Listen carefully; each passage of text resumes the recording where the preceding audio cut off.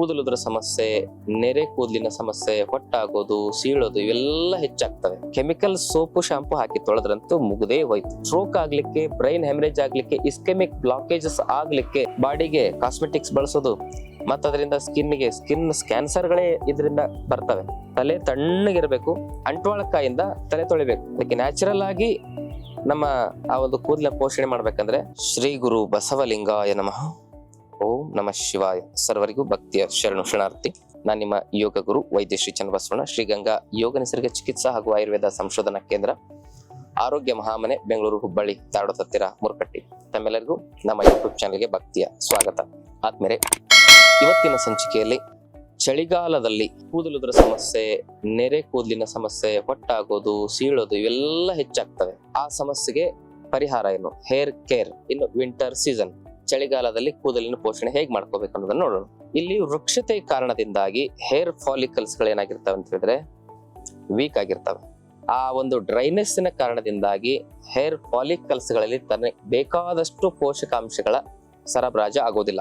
ಹಾಗೂ ಅಲ್ಲಿ ಆಗಿರ್ತಕ್ಕಂಥ ಕ್ಯಾಲ್ಸಿಫಿಕೇಶನ್ ಅಂದ್ರೆ ಹಾರ್ಡ್ನೆಸ್ಸಿನ ಕಾರಣದಿಂದಾಗಿ ನಮ್ಮ ಆ ಒಂದು ಹೇರ್ ಫಾಲಿಕಲ್ಸ್ ಗಳಲ್ಲಿ ಡಿಜೆನರೇಷನ್ ಅಂದ್ರೆ ನಿಶತ್ವ ಹೆಚ್ಚಾಗ್ತದೆ. ಅದಕ್ಕೇನೆ ಸ್ಕಾಲ್ಪ್ ಸೊರೇಸಿಸ್ ಹೆಚ್ಚಾಗೋದು ಚಳಿಗಾಲದಲ್ಲಿ.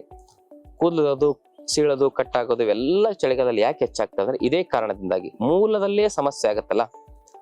ಬೇರು ತೇವಾಂಶ ಇಲ್ಲದೆ ಇದ್ದಾಗ ಎಲೆ ಒಣಗ್ತವೆ, ಉದುರ್ತವೆ, ಸಮಸ್ಯೆ ಆಗಿ ಆಗತ್ತೆ.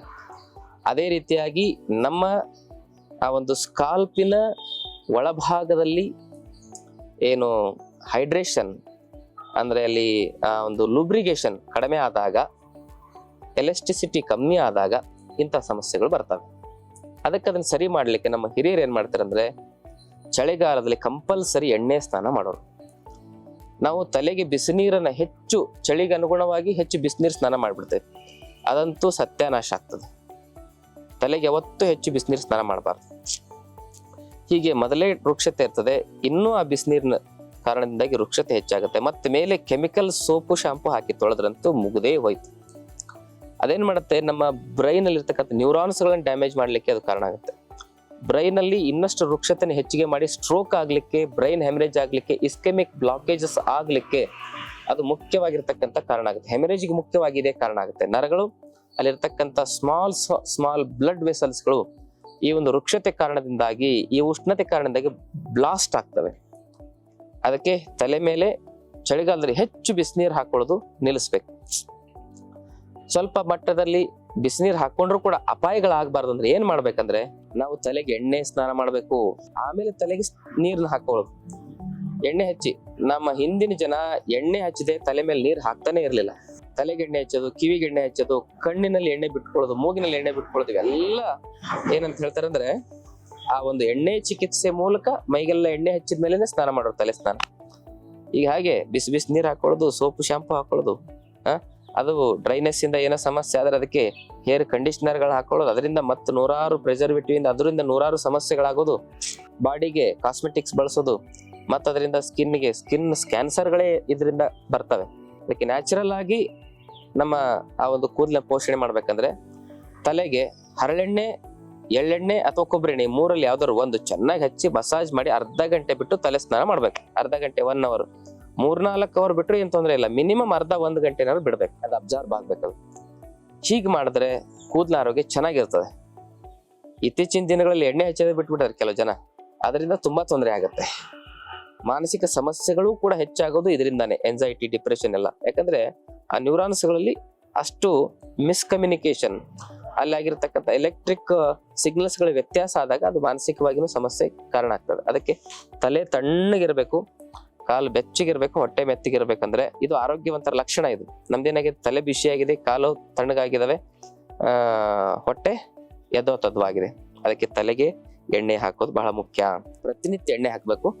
ವಾರಕ್ಕೊಂದ್ಸಲಿ ಅಂಟ್ವಾಳಕಾಯಿಂದ ತಲೆ ತೊಳಿಬೇಕು. 100 ಗ್ರಾಮ್ ಅಂಟ್ವಾಳಕಾಯನ್ನ ಏನ್ ಮಾಡ್ಬೇಕು, ನೀರಿನಲ್ಲಿ ನೆನೆಸಿ ಬೆಳಗ್ಗೆ ಅದನ್ನು ಕುದಿಸ್ಬೇಕು. ಕುದಿಸಿ ಅದನ್ನ ಚೆನ್ನಾಗಿ ಮಿಕ್ಸಿಗೆ ಹಾಕಿ ಅದರ ರಸವನ್ನ ತೆಗಿಬೇಕು.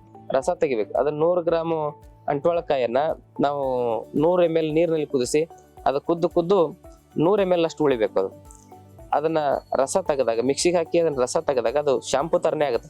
ಅದನ್ನ ತಲೆಗೆ ಹಚ್ಕೊಂಡು ತಲೆ ತೊಳ್ಕೊಂಡ್ರೆ ಅದ್ಭುತವಾಗಿ ತಲೆ ಕ್ಲೀನ್ ಆಗುತ್ತೆ, ಮತ್ತೆ ಈ ತರದ ಸಮಸ್ಯೆಗಳು ಬರೋದಿಲ್ಲ. ಅಥವಾ ಮುಲ್ತಾನಿ ಮಿಟ್ಟಿಯನ್ನ ಕೊಬ್ಬರಿ ಎಣ್ಣೆಯಲ್ಲಿ ಮಿಶ್ರಣ ಮಾಡಿ ಅಲ್ಲಿ ಸ್ವಲ್ಪ ನಿಂಬೆಹಣ್ಣಿನ ರಸ ಹಾಕಿ ಆ ಪೇಸ್ಟ್ ಮಾಡ್ಕೊಂಡು ತಲೆ ತೊಳಿಬಹುದು. ಈ ರೀತಿ ಮಾಡೋದ್ರಿಂದ ತಲೆ ಕೂದಲಿನ ಸಮಸ್ಯೆ ಬರೋದಿಲ್ಲ. ಇದನ್ನ ಬಿಟ್ಟು ಕೆಮಿಕಲ್ ಸೋಪ್ ಏನಾರು ಹಾಕಿದ್ರೆ ಮುಗಿದೋಯ್ತು ಕತೆ, ಶಾಂಪೂ ಹಾಕಿದ್ರು ಅಷ್ಟೇ. ಹಾಗಾಗಿ ಇದನ್ನ ನೀವು ಸರಿಯಾಗಿ ಅರ್ಥ ಮಾಡ್ಕೊಳ್ಳಿ.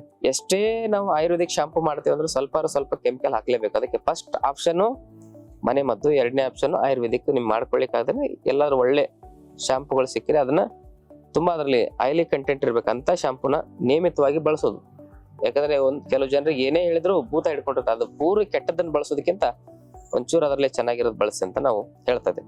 ಮತ್ತೆ ಹೇರ್ ಪ್ಯಾಕ್ ಹೇಳ್ತೀನಿ. ಅದೇನಂದ್ರೆ 100 ಗ್ರಾಮ್ ನೆನೆಸಿರೋ ಮೆಂತ್ಯ, 100 ಗ್ರಾಮು ಈರುಳ್ಳಿ, ಆಮೇಲೆ 100 ಗ್ರಾಮು ಅಲೋವೆರಾ, ಅದರಲ್ಲಿ ಒಂದು 50 ಗ್ರಾಮ್ನಷ್ಟು ಕರಿಬೇವಿನ ಎಲೆ, ಇವೆಲ್ಲವನ್ನು ಹಾಕಿ ಮಿಕ್ಸಿಗೆ ಹಾಕಿ ಪೇಸ್ಟ್ ತಯಾರಿಸ್ಕೊಳ್ಳಿ.